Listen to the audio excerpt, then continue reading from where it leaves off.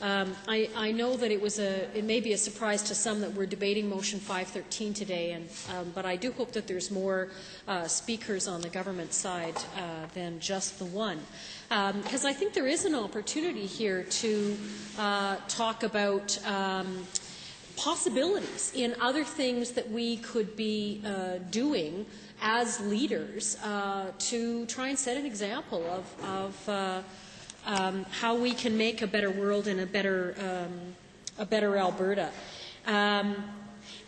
And it's possible that the motion is before its time, and that wouldn't be the first time that I've seen that in my years in the House. I'm remembering the then leader of the official opposition, Ken Nickel, who introduced and campaigned long and hard for a stability fund, which I think is now called the Sustainability Fund, after it was adopted by the government.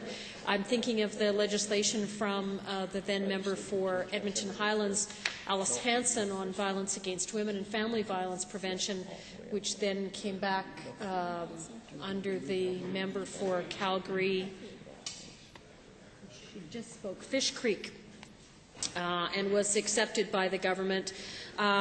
Or, you know, even the idea of a savings plan in various endowments that we're now hearing the government talk about. So it's not the first time that we've had members of the Liberal opposition introduce an idea that took a while to get traction with my honourable members opposite. But that doesn't mean that it's not possible, and I'm an optimistic person, obviously, that I'm still standing here in this House. But I think there's a real opportunity here, and I don't want to see the government miss that opportunity to lead by example. And I often cast back to some advice that I got from a very well-placed executive in the oil sector who said, well, you know, Laurie, we look to the government to kind of point the way, to show the leadership of where they think we should be going. And if we don't see any movement from them, if we don't see any examples set, well, we're not going to put ourselves out there. So here's another, you know, people do look to the government members, the front bench, the Assembly members as a whole, to lead the way on issues like this. And, you know, it's okay. You could be a bit cutting edge. That's all right. You could be a little zippy. You could add that to your resume. I think the other issue here is around, and this is a touchy subject, so I'm trying to come into this carefully. But we are aware of a branding issue that we have in Alberta, particularly with our neighbours to the south, and they've taken some very particular stands about environmental protection and taking some very deliberate moves there that are reflecting back on us. We had those municipalities that actually listed us as having dirty oil. We're struggling with that. And it's a communications problem, but it's also an action problem. It is not enough for us to just be paying for more glossy brochures of lovely mountain scenes going, no, really, we're quite, you know, we're very green. People are looking to us and scrutinizing us to see if we actually are taking action behind those words. And with mass communication, with the constant use of the internet, they can check up on us. It's not as though we can sort of send out a brochure and hope nobody looks back. They can be checking on this debate in the House. They can check the published list that we got from the library of who was driving what kind of vehicle. I mean, it's not hard to get this information. So I think it is important that we move forward on this. And I'll use a personal example, and I'll say up front that I have an advantage in that this is my riding. I can walk to work, which I know most of the rest of you can't if you're coming from your constituencies, although very long walk. But I also know that many of you, in fact, have purchased condominiums or rent apartments in my fabulous constituency of Edmonton Centre. So I do encourage you to walk, and I think some of you do. But I made a commitment a couple of years ago to try and reduce my driving down to 3 days a week, and then 2 days a week, and down to 1 day a week. Just recently, my partner and I decided to go down to one vehicle and share one vehicle as a move in having a smaller environmental footprint. And obviously vehicles are a way that you can do that. So we've taken the next step in that move, and we bought a hybrid. And it's working out pretty well. Thankfully, I got winter tires put on it because I was in Lethbridge on the weekend and had to drive back. So from Nanton to Balzac, it was nothing but snow, but it served me very well. So we can all take these steps. They don't have to be, huge and showy. They can be small and incremental.